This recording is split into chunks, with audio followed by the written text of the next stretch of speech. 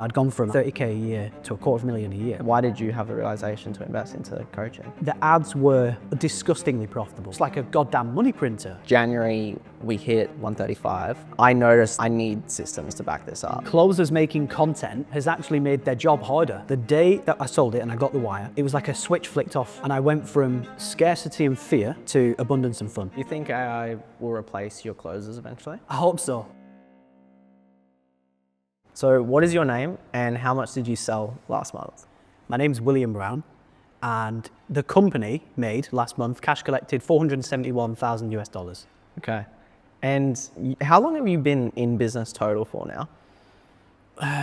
7 years pretty much on the dot. Okay. Now, yeah. And so what was the first business you ran before the current one? So the first business was a trading education company. I started it, I think at the end of, or in the middle of 2018. We grew it to 16.4 million cash over just above 5 years. And then we sold it to private equity September 2023. That was the first company. And then I started the new consulting company and a bit more personal brand driven, wrote the book, started the YouTube, all that stuff. And that takes us up to today. Okay. And before the first business, the trading education, were you working a normal job or did you have another business? Like, what did you do before that one? Dude, I've been an entrepreneur since probably about 12 years old. So I used to skateboard. And then instead of just doing that, I started making skateboard videos and trying to sell them to my friends.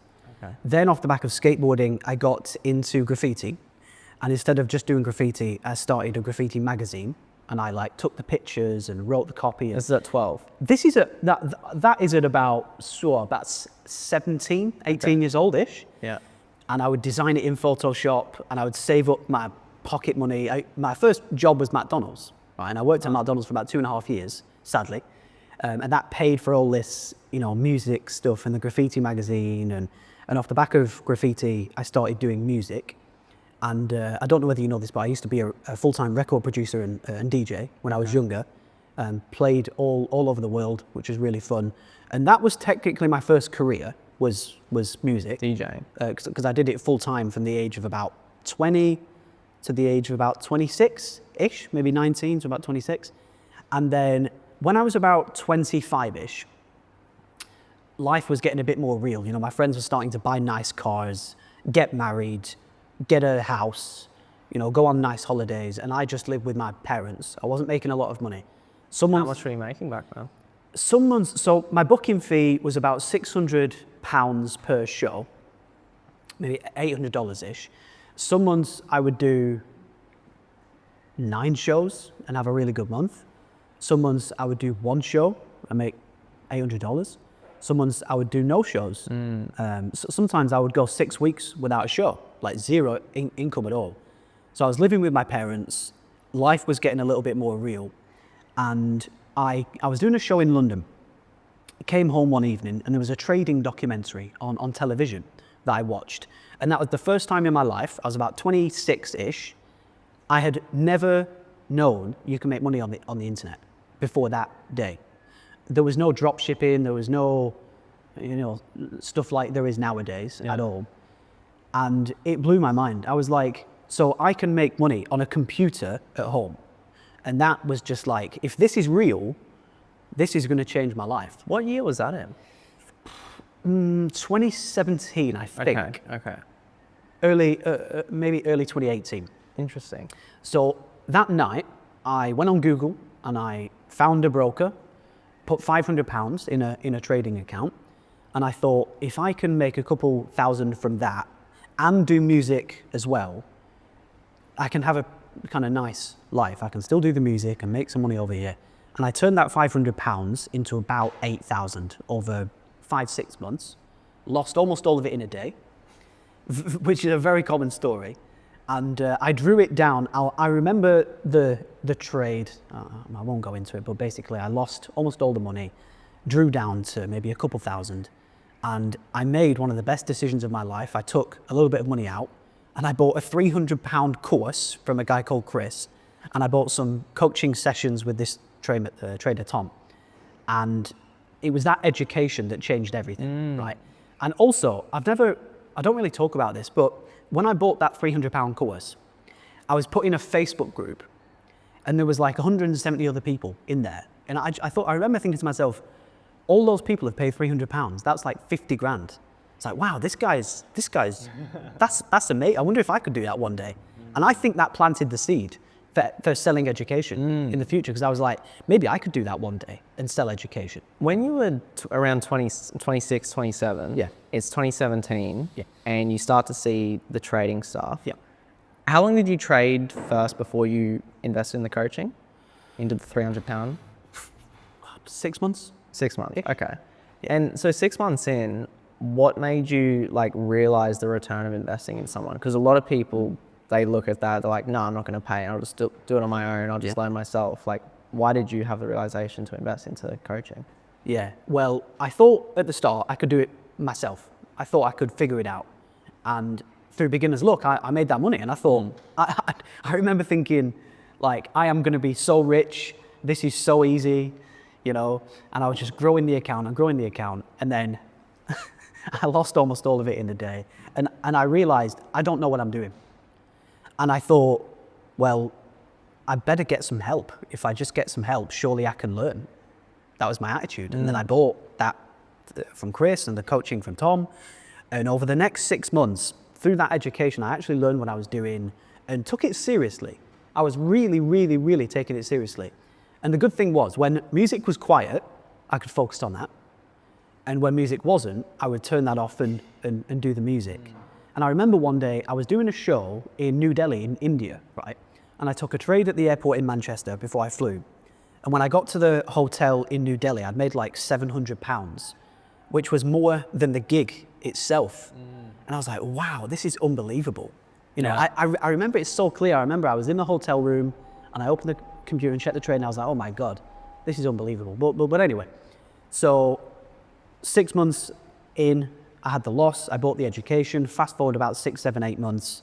And I had a Twitter account where I would talk about like what I was doing and chat to other people. Like with trading? Yeah, yeah. And someone messaged me one day, this guy, Wissam was his name. And he messaged me and he said, hey, Will, I've been following you and it looks like you're doing very well and I'm not, I'm struggling. Could I pay for some help, please? And he PayPal'd me, I think it was $50 and he came to my house. And he came to my house one morning and he sat next to me, my mum and dad's house in the bedroom. And he made some notes on a Word doc that he took away with him. And I kept a copy of it for myself. And it just occurred to me, if he would pay me, maybe other people would pay me as well. So I started messaging my other followers. And I didn't know that it was like outreach. Yeah. But it was basically warm outreach. So that was the first sales you did? Yeah, basically. yeah. And from selling the Word doc, I made like $300, $400. Yeah. You know, but to me, it felt like free money because I just gave them the doc. They PayPal'd me the money, and that's it. And it just blew my mind. Like, Well, it was leverage, right? You did it once and then you made money consistently. Yeah, it was just mad. And then they started giving me feedback. And, you know, I remember this one guy was like, oh, can we put images on the Word doc? And what about this? And these questions. And they actually accidentally made the product better. And then I slowly raised the price to like $90 and then $150 and stuff like that. And by the end of that first year, I'd made about 24K selling the Word doc and then a Dropbox folder of videos. And then in the second year, I really started taking it seriously and I started a YouTube channel. So I had a Twitter and a YouTube and I would make videos, send them to Twitter, nurture them, chat to them in the Twitter DMs and try and sell them their education. And the second year we did about £250,000 and it was just me on my own, no team, no ads. Just through YouTube? Just through YouTube and Twitter. Yeah. And it was that second year, music had gone really, really, really quiet. So I was very lucky that this was working, or else I just would have been, I don't even dare think what would have happened. I probably would have had to get a normal job. And what made you want to get onto YouTube? Well, I realized people find me on Twitter, and after a while, they warm up, and then when they like me and trust me and know me, they eventually want to buy. So then I just thought, well, I need to get more people on Twitter then. How can I do that? And the other people I followed had YouTube channels. So I was like, right, well, let's make some YouTube videos. Hopefully people will find those and go to Twitter. Yeah. And then I was learning that the nurture engine worked, right? Wasn't systemized at this stage. I was just fumbling around. I'd never had any education around like online coaching and consulting at this stage. And I just figured it out. You know, Were there many other coaches in the space at the time? This is what, 2018? Not Many a other lot. trading coaches? Not a lot. This was, as far as I remember, this was actually before Instagram was massive, and there was some gurus back then, but there was no real like Lamborghini Instagram guys back then. There was just a few professional traders. Yeah. And I was lucky to learn from very good, genuine professional traders as well. And the education business kind of happened by accident, to be honest. But then I was making so much money from the education. Music, I was just like not interested anymore. And honestly, I'd lost the passion for it. I didn't enjoy the traveling. I didn't enjoy the loneliness. The money was shit. So I was like, that's it. So I stopped doing music that second year that we did about £250,000 cash, which was more money than I'd seen in my entire life then. You know, I'd gone from, I don't know, 30K a year to £250,000 a year. And when you did that $250,000 in that year, was it just you? Were you selling everything yourself, or did you have anyone else helping you? Me in the DMs. Yeah, right. Yeah, literally. And it started out as a Word doc, then basically kind of a ebook, you could say, then a Dropbox folder of videos. Then eventually I put it all in like a proper course platform. Yeah. And then I had like a bronze tier. It was like $250 for just the ebook, $500 for the ebook and the videos, $750 for that and a few consulting calls with me. And then I had this like platinum thing for $997, which was like just everything that I could give them. Yeah. And that's what got us to the $250,000. And this was all in the DMs? All in the DMs. And what was your like DM process at the time? Well, by then I had a website, Okay. right? And I had this big website, and I'd written loads of copy, and then the like tiers were on there, and I would chat to them. And eventually, when I'd warm them up, I would say, right, go and read the website, and the stuff is at the bottom. And then they would read that. And honestly, I would just close them in either Twitter DMs or even email. Yeah. Just on my own. So it was pure profit, Yeah. you know. And yeah, and then towards the end of that second year, I found out about Sam Ovens and Alex Becker. Okay. And I bought Alex Becker's coaching program, like in December of that year. And the main things I learned were how to build proper funnels and how to run paid ads. And in the third year, we did 1.3 million. Shit. Yeah, and that is when we had a webinar. Then we moved from a webinar to a sales team. And then it just went crazy. In what sense? Well, the ads were disgustingly profitable. You know, they were like 13x cash. And it was just like a goddamn money printer. And because there was so few people in the market back then, so I had a massive edge, and I was good at running the ads, and I'd figured out the offer and price, and just all the stars aligned. And it was COVID as well. So I think that was 2020. You say all the stars aligned though. Do you purely think it was just the stars aligned and you got lucky, or was there any bit of you that was prepared for that opportunity? By year 3, we were definitely prepared. You know, we dialed in the offer, we dialed in the price, we dialed in the deliverables, we had very successful clients, we had case studies. Then I learned to run ads. Then it was COVID. So it was a mix of luck and preparation. No, but it was luck, it was preparation, it was skill, it was timing, it was being one of the first to market as well. It just all came together, man. Yeah. You know, and then it just went mad. Because something I'm curious on is you're a very chill guy, right? Like you don't, I think some people, if they just heard you speak, they might not know how well you actually do in business if they didn't know your credentials, right? If they didn't hear the first statement of how much you made and how much you exited for, and they just met you at a cafe, they probably wouldn't know that you know all this. Yeah. So before that point, like, did you read about business? Did you do any self-development to get to the point where you were ready to run a business? Or was it just from 12 years old, you know, trying it out with the skateboards that you just developed into it?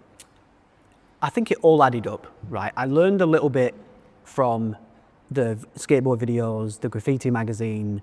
The music career taught me a lot, man. It taught me about communication, logistics, through the contracts, the traveling. This is doing the DJing. Yeah. Okay. And working with an agent, working with a manager, working with promoters. It taught me capital management, that's for sure, because the income was so sporadic that I learned, right, if I have a big month, put all the money away. If I have a quiet month, I can tap into, this little bit of money, but don't overspend. And it taught me to be very frugal. It taught me to be very careful with money. So the music career taught me a lot. Taught me a lot, man. It actually, in a way, it prepared me to do a bigger business. Because then I was good at communicating.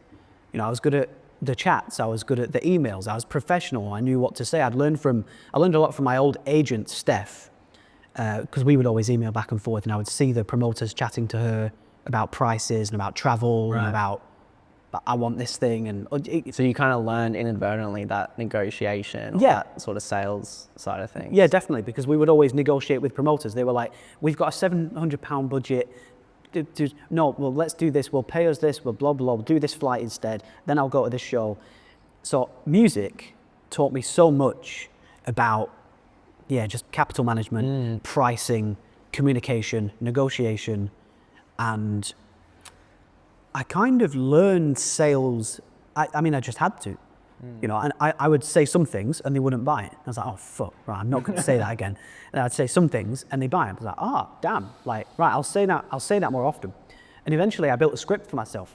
Oh, really? When you were DJing? No, went through the Twitter okay. messaging, right, whilst I was doing the music on the side. Yeah.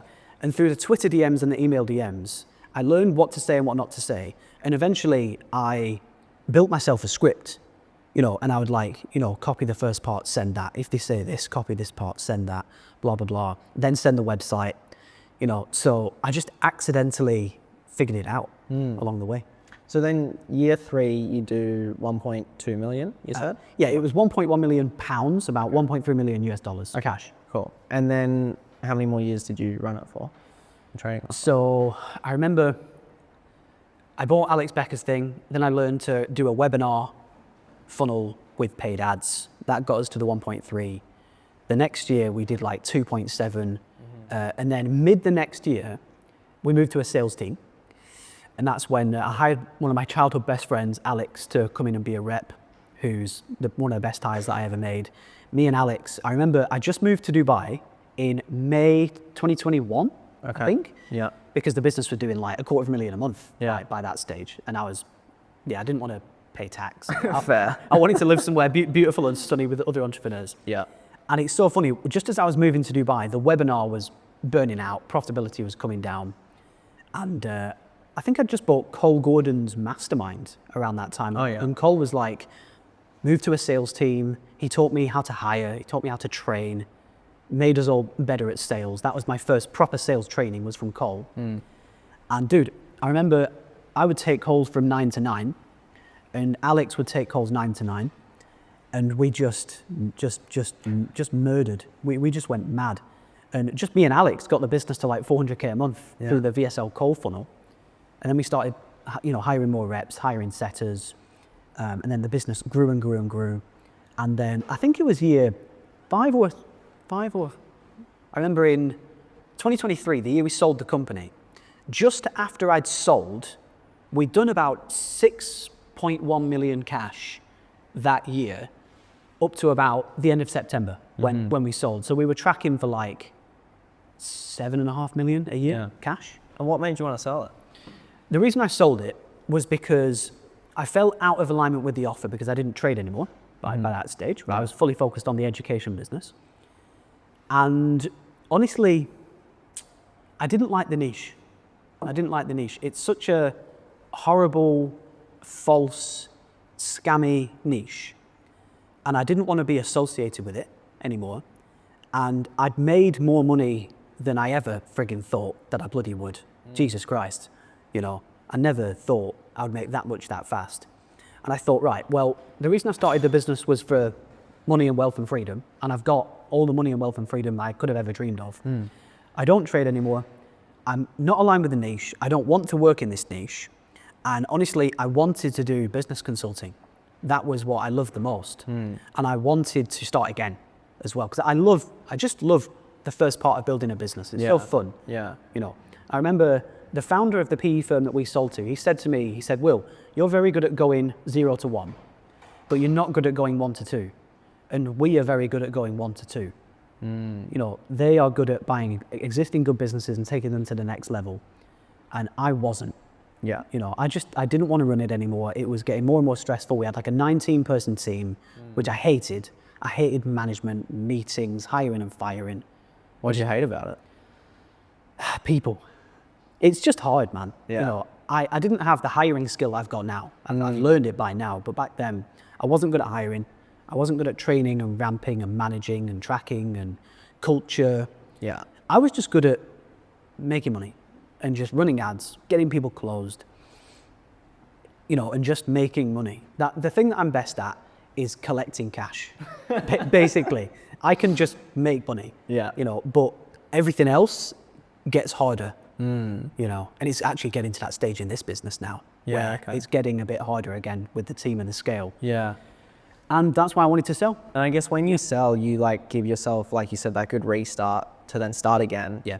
Go again. It's a new adventure, brings the excitement back, and you've got a buffer because you've got all this cash that's like there as well, which helps. Yeah, it helped a lot. Yeah, I mean, my attitude was actually really good because I thought, I'm going to do this business consulting. If it works, phenomenal. If it doesn't, I was like, surely I can get a few clients and just make 30K, 50K and have fun and chill. Yeah. So there was kind of no losing, really. And that was my attitude. I was like, I don't really care. Let's just mess around and have fun. And that blew up the YouTube channel, you know, because I was making these videos. I didn't, you know, I just used my iMac camera and just talked with no plan, no script. And then the videos blew up, you know, so fast. Like 3 months Why after, do you think they blew up? I think they stood out. You know, I think, because back then everything was edited, scripted, planned, teleprompter, fancy studio, all perfect. And here I came along with, the videos were dark. They were shit quality, you know. It was me just talking, and you could tell it wasn't scripted. And I thought the titles were quite unique because I was doing like just text message titles when nobody was doing that back then. And I think they probably just looked weird. You know, people probably saw them as like, I didn't know you could do that. It was a pattern interrupt. It was a pattern interrupt. Yeah. Yeah. And were you always good at, I guess, talking and kind of selling through your YouTube videos? Like, because you're not directly selling, but you're still selling in a sense because you're communicating in a way that has people curious about, oh, like, how could he help me? Yeah. Right? And YouTube is a funnel. So did you start off just naturally good, or did you like develop that? I think, again, I think it came from my experience, because as a musician, I would travel all over the world and constantly speak to loads of different people, right? So it made me good at kind of just human communication and stuff like that. So that definitely helped. And also, I think the fact that I didn't sound professional. Yeah. I felt like as if I sat my mum down there and said, talk for 10 minutes about this, you would know she's not professional. You'd know she's genuine. You know, she'd probably look a bit sheepish. And that genuineness is an edge. Yeah, definitely. Because when people do YouTube, typically, it's perfect. They sound different. They sound good, basically. Yeah. And when you don't sound very good, it's genuine. People are like, oh, this is actually real. And I think my videos were like that. I hope that they still are, you know, because it gives you an edge and people resonate with the imperfectionness, if that's even a word, the imperfect nature of not being shiny and polished. Yeah. So, Okay. And so bringing it forward, then you start the build, grow, and exit, right? Yeah, correct. Yeah, build, grow, and exit. You've scaled that over the last few years, crushing it with that. What are you noticing right now is like making it harder to bring in cash, like in 2026? For us, because we sell quite high-level consulting to quite high-level people, what's the word? They're quite sophisticated buyers, you know, so it's harder to kind of one call close them. And one thing that we found recently is the closers that have experience in the thing, they know the intimate details of the product and the outcome. They're more consultants than closers. They close a lot higher. Yeah. Because they can just build more rapport. Like in the last business, a closer could one call close an 8K program. Yeah. It was an unsophisticated audience. Yeah. They didn't know about a sales call. They didn't know about a sales script. They didn't know about high ticket offers. Yeah. You know, so it was very easy to hire closers and close. Here, we need to hire trained consultants and teach them the offer and the program and the brand. So it's harder to hire.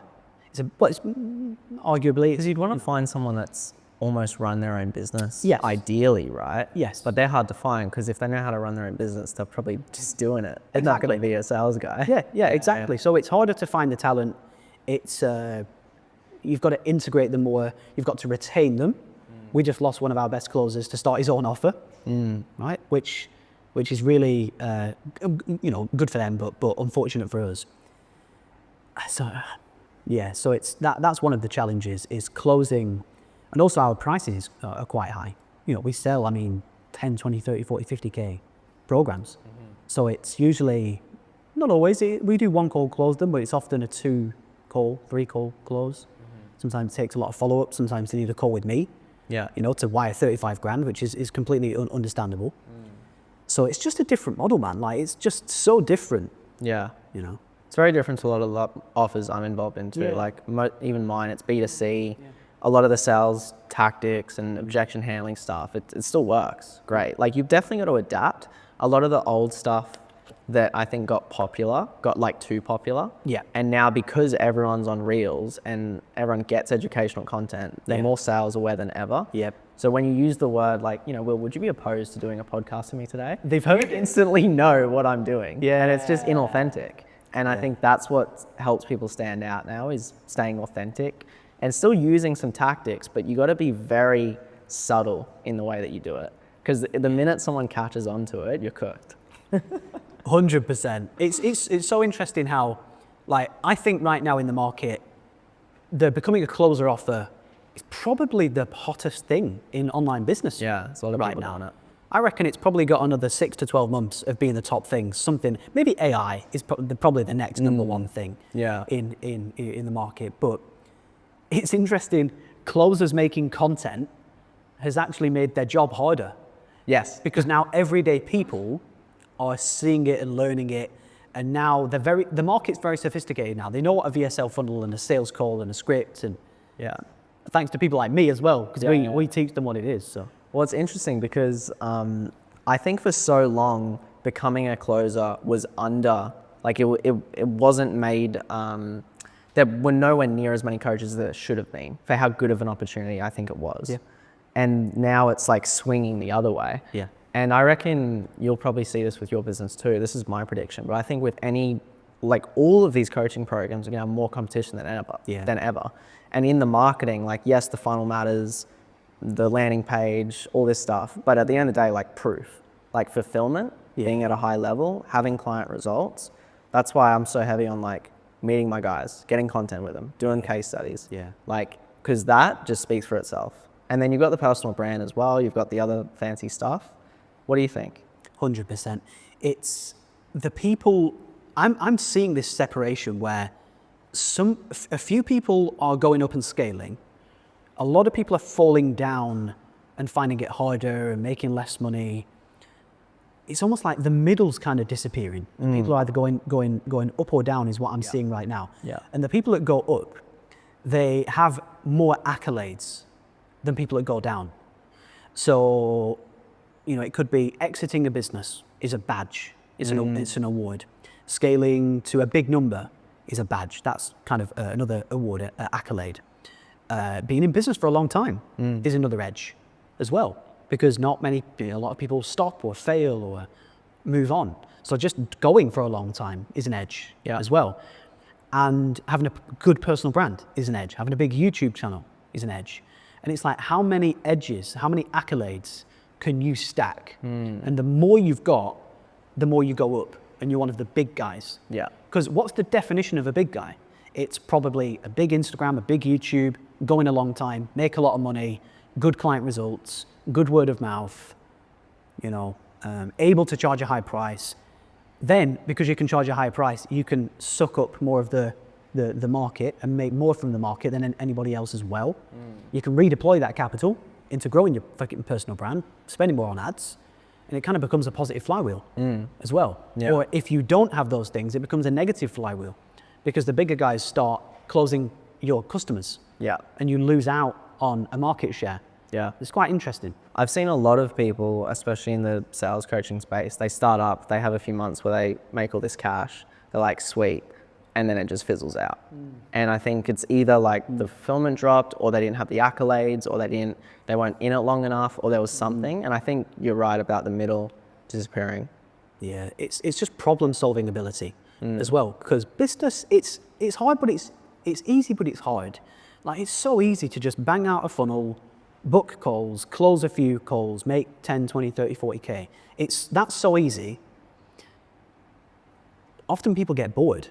You know, when people make 30, 40K a month, which is a lot of money, and then they find themselves with $500,000 cash in the bank, a lot of people get complacent, they slow down, they don't have the ambition to go big, you know. Well, I noticed for me, like, I'd agree with that. I think up to 40, 50K a month, it was quite simple. Like, you have I'm taking all my sales calls, I'm coaching, that's it, there's no systems.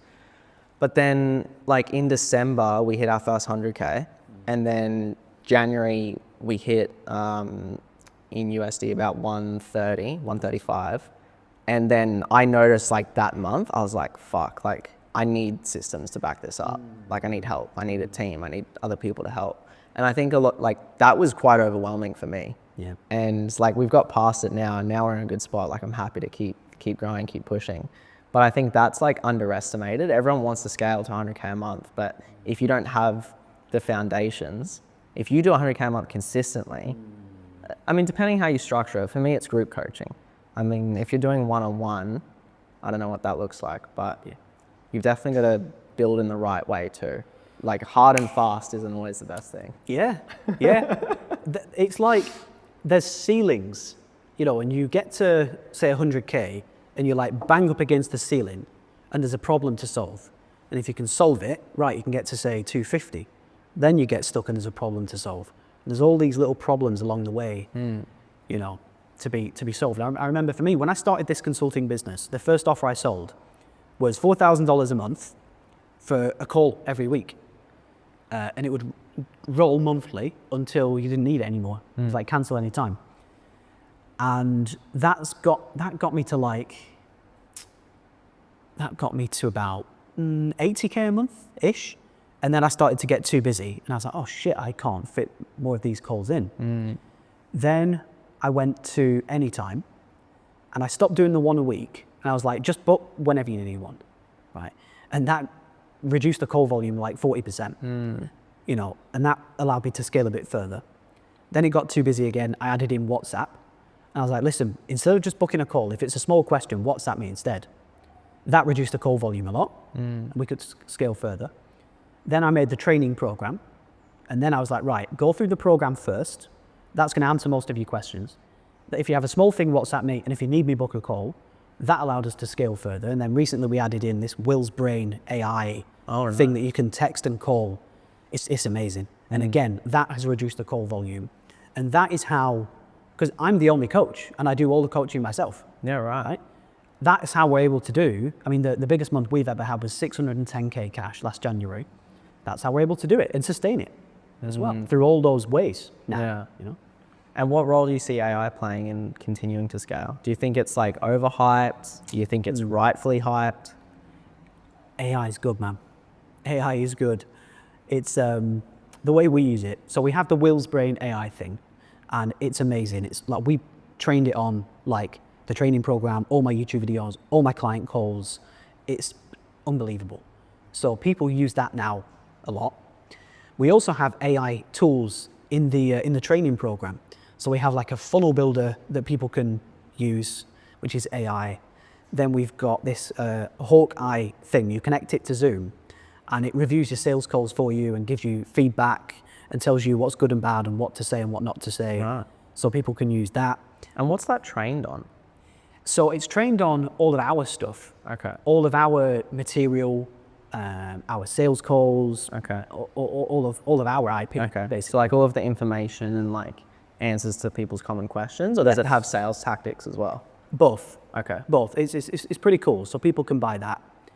And we have another software called Speak, Script, Scale, which is an AI tool where you talk to it for like 3, 4, 5 minutes, and then it spits out content.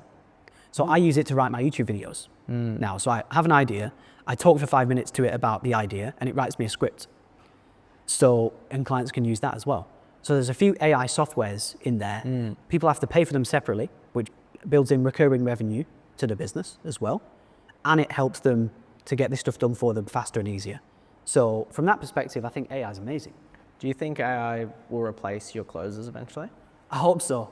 I fucking hope so. Why is that?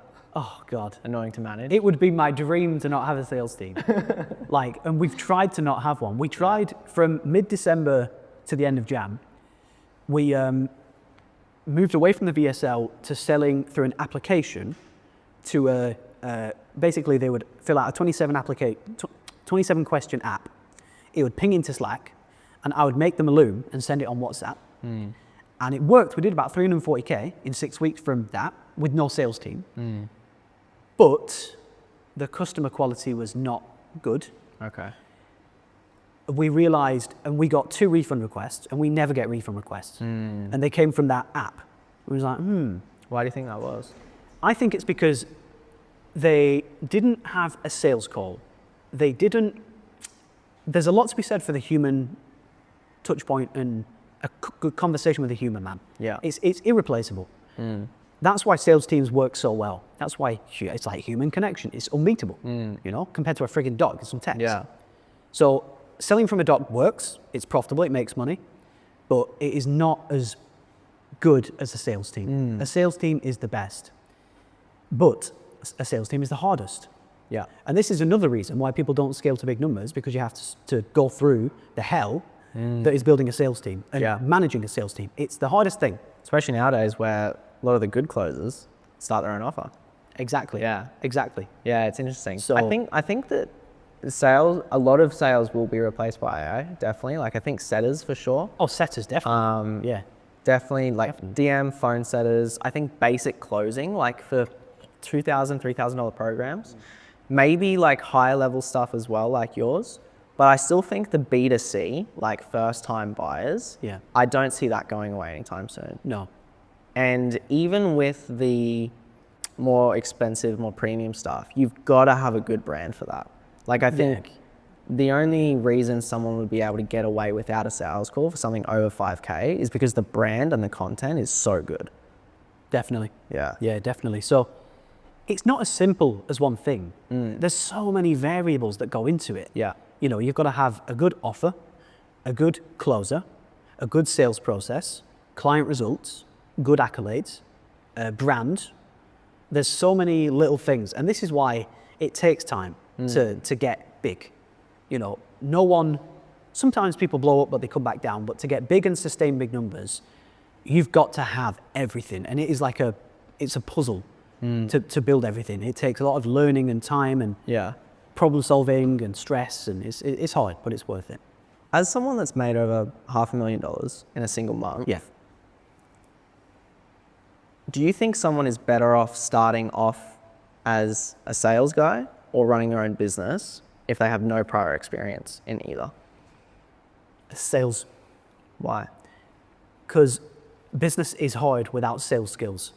Because sales skills translate to writing copy, working with customers, building VSLs and funnels and webinars, communication, selling on the phone. Selling on the phone is like a key bottleneck. It's not that hard to build a business and get calls, but I see people always struggle at the sales. Not always, but a lot of people struggle at the sales call. They can't fucking close. They don't understand the sales process, the sales conversation, what to say, when to say it, how to say it.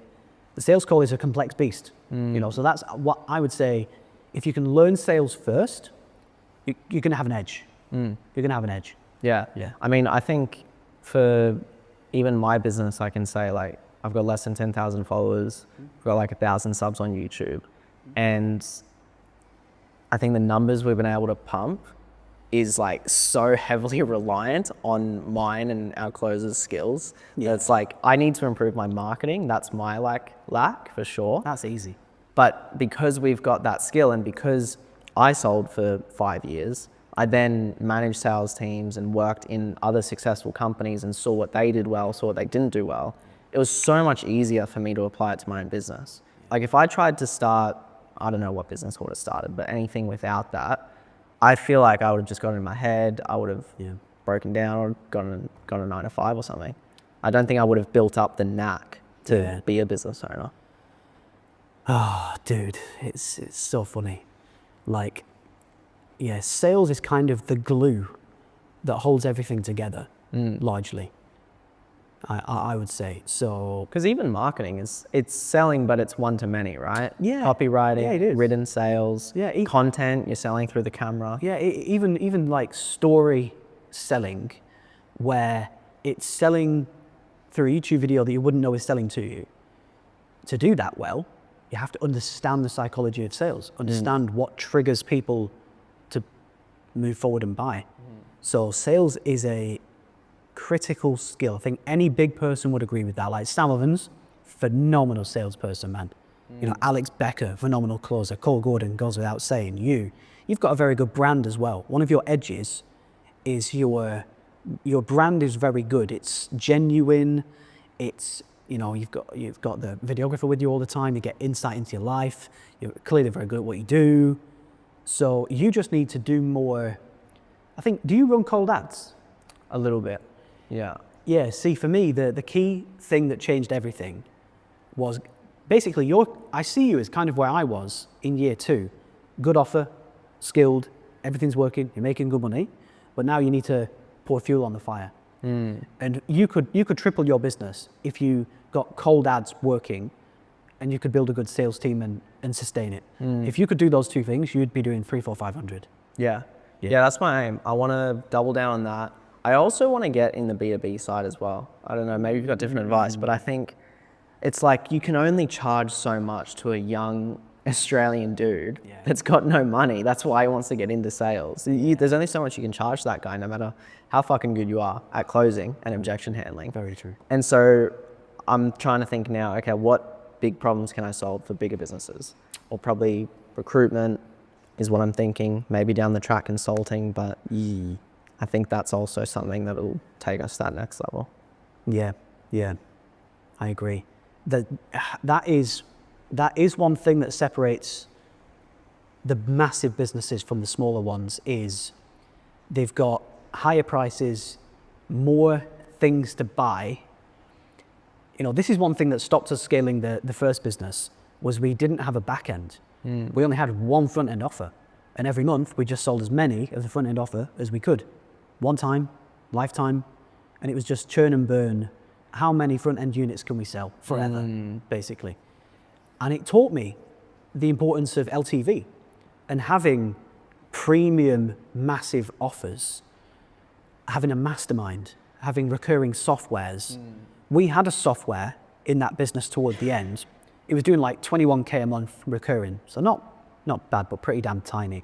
We had a bit of recurring revenue, but that's one big thing that I learned from the first business was have a value ladder, have a back end, recurring. Obviously we sell recurring high ticket.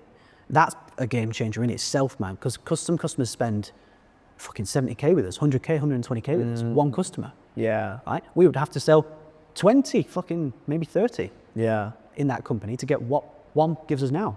You know, so and the bigger your LTV, the further you can scale as well. And that is another edge. If you can have a big LTV, bigger than your competitors, you can buy all their customers. You know? Yeah. Was there ever a point, like, as you're scaling your income, you know, you're hitting 10K a month, 20K, 50K, 100K, multiple hundreds of K in a month, that you just blew a bunch of cash besides your gold Rolex? No. No.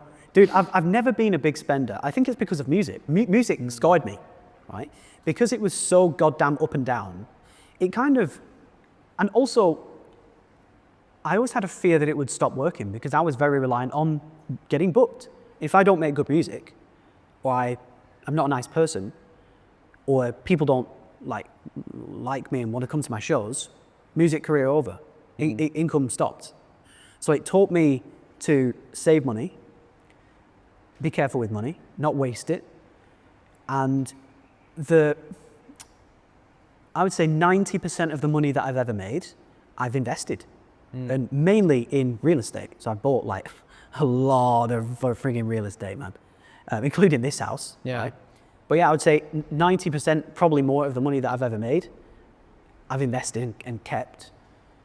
The only maybe silly things that I've bought is one, the watch. Well, I'm glad I bought it. I bought it when I had my first £1 million in cash, which is a nice thing to celebrate. And I bought, way back, I bought a second-hand BMW 4 Series, which was like £18,000 cash. And I had that for a few months, and then I got rid of it when I moved to Dubai. Yeah. You got rid of it when you moved to Dubai? Well, I couldn't take it with me. Well, but then when you got to Dubai, did you not feel the want to replace it, considering how flashy it is over there? No. Dude, I've never had a car. Since, I've never had a car. No, I didn't want a car in Dubai. I mean, I've spent a lot on dinners because I always pay the bill at dinner, and dinner in Dubai is expensive. You know, I paid like £1,000 bloody bills for dinner. Yeah. I like spending money on that, but dude, like, I don't barely spend any money. I could live on 3K a month. Especially in Bali. Especially in Bali. Yeah. Yeah. Would you say this is the favorite place you've lived in the world? Oh yeah, definitely, man. 'Cause I've never had a house before. Yeah. I've only ever lived in apartments since I moved out of my parents' house. Yeah. So this is my first ever house, and it's a game changer, man. You know, not to mention the beautiful surroundings, good weather, greenery, nature, peace, good people. So, what do you think about people who say that Bali makes you poorer because people here don't make as much money as maybe in Dubai or places like that? Yeah, I've been thinking about that because I've definitely, it's not the same as Dubai. Like if I wanted to fucking go and fucking scale, I wouldn't come to Bali, man. I'd go to Dubai. Really? Yeah, because the pressure is a good thing. And, you know, you see it's so expensive, you know, to buy a house, to buy a villa, buy an apartment, buy a car, watches. It's a very expensive place. Food is expensive. So it puts a bit of healthy fear in you.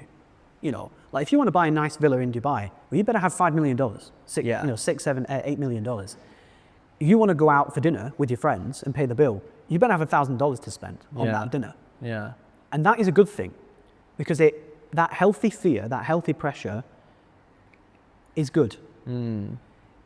If you can still scale in Bali.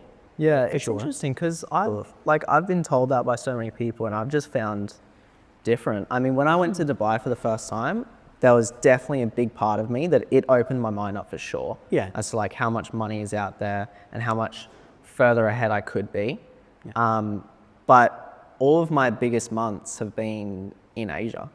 And maybe that's because I've spent more time in Asia. But like I was in Thailand in December, and that's when I hit my biggest month. Well, it's funny. I actually had, at the time, our biggest month ever, the first time I came to Bali.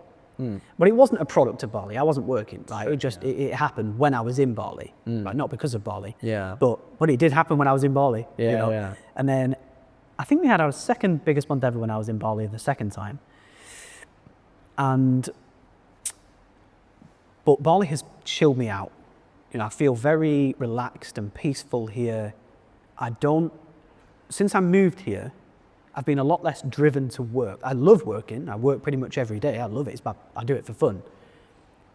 But it was different in Dubai. When I was in Dubai, I felt compelled to push as hard as I could, as long as I could. Is that because of the environment or the people you were hanging out with, or both? Bit of both. Okay. Yeah, bit of both. Yeah.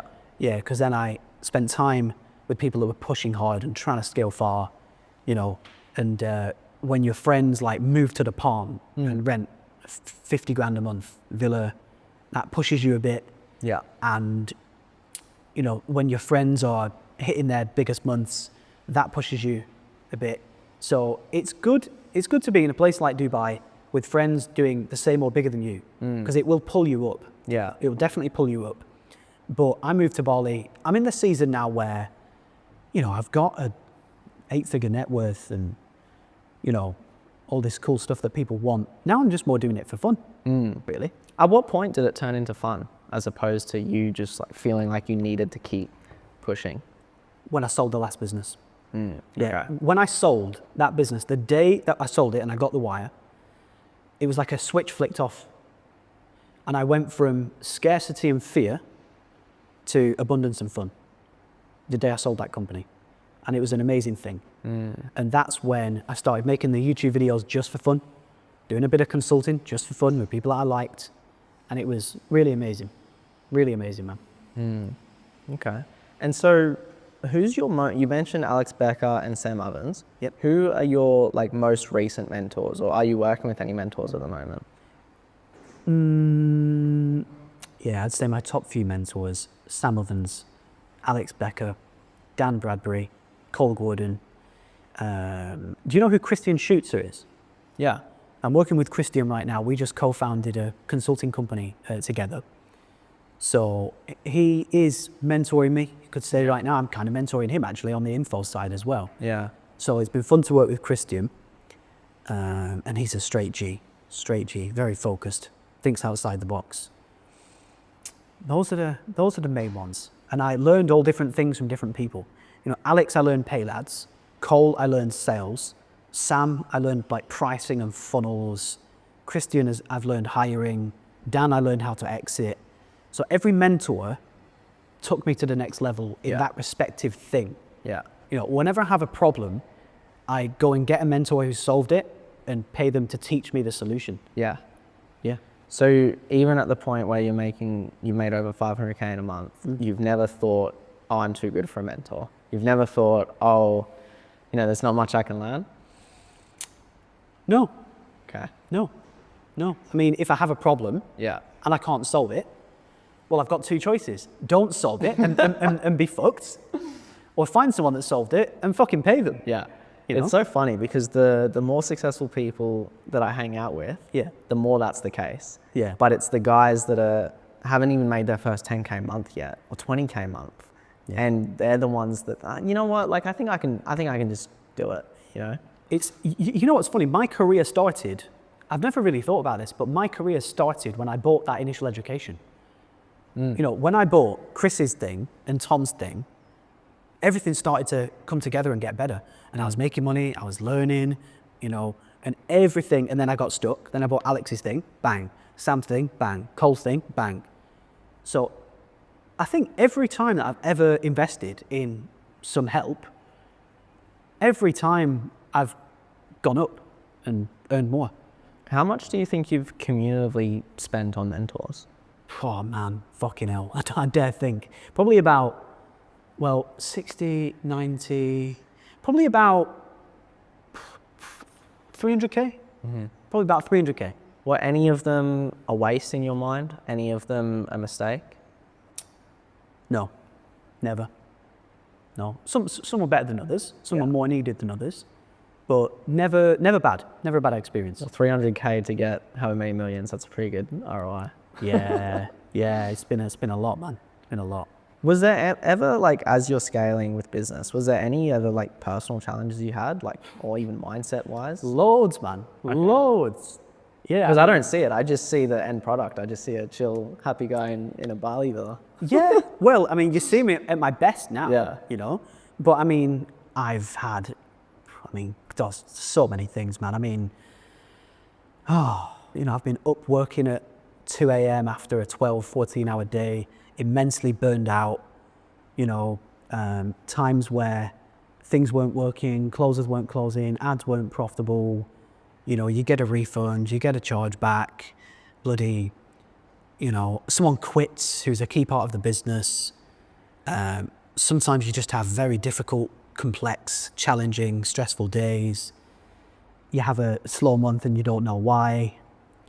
I've had panic attacks, sat on Zoom calls, just because I've just been too burned out and I've been drinking alcohol and not working out and staying up late and bad sleep and bad diet. And so a lot of stress, a lot of anxiety, a lot of worry, a lot of fear. But I just have this thing inside me that just won't let me stop. You know, I just fucking have this thing where I just can't stop.